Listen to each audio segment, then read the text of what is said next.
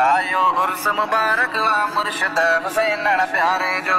आयो उर्स मुबारक वा मुर्शिद हुसैन प्यारे जो। आयो उर्स मुबारक वा साईं कंबर वारे प्यारे जो। आयो उर्स मुबारक वा साईं कंबर वारे प्यारे जो। आयो उर्स मुबारक वा साईं कंबर वारे प्यारे जो। कंबर वारे प्यारे जो। अज उर्स आ बुखारी पगदार पेशवा जो। अज उर्स आ बुखारी पगदार पेशवा जो। मुर्शिद हुसैन इब्ने मुर्शिद हुसैन इब्ने सुल्तान करबला जो। सुल्तान करबला जो। अज उर्स आ बुखारी पगदार पेशवा जो। अज उर्स आ बुखारी पगदार पेशवा जो। रहमत जामी वसंदा नूरी फरिश्ता लंदा। रहमत जामी वसंदा नूरी फरिश्ता लंदा। महफिल में पाण ईंदो महफिल में पाण ईंदो कामिल वली खुदा जो। कामिल वली खुदा जो। अज उर्स आ बुखारी पगदार पेशवा जो।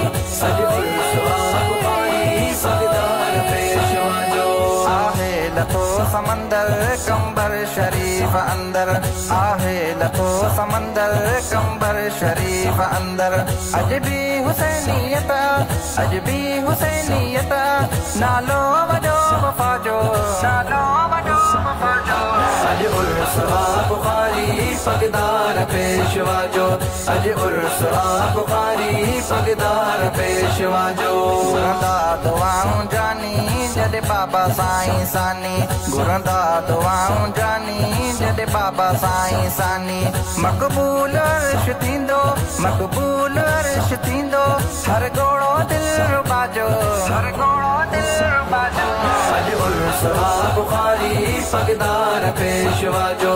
अज उर्स आ बुखारी पगदार पेशवा जो। मुर्शिद हुसैन इब्ने मुर्शिद हुसैन इब्ने सुल्तान करबला जो। सुल्तान करबला जो। अज उर्स आ बुखारी पगदार पेशवा जो। अज उर्स आ बुखारी पगदार पेशवा जो। अहिड़ो ख़िताब थींदो जज़्बो वधी तवींदो।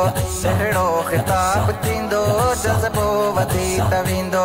शेरे हुसैनियत शेरे हुसैनियत बचड़ो जो मुर्तज़ा जो। बचड़ो जो मुर्तज़ा जो। अज उर्स आ बुखारी पगदार पेशवा जो।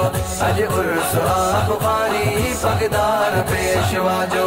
दीदार दिल के मिलंदो हर कोई ताब पसंदो। दीदार दिल के मिलंदो हर कोई ताब पसंदो।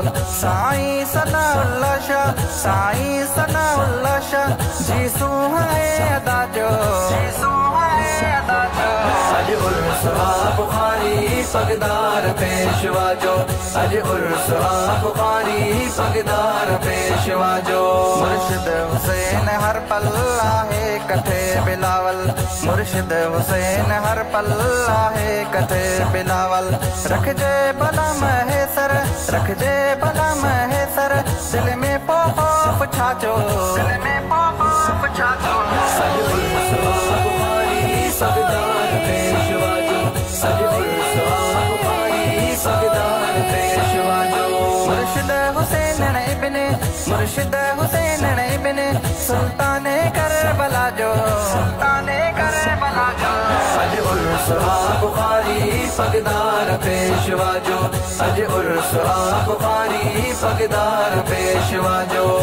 आयो उर्स मुबारक वा साईं कंबर वारे प्यारे जो। आयो उर्स मुबारक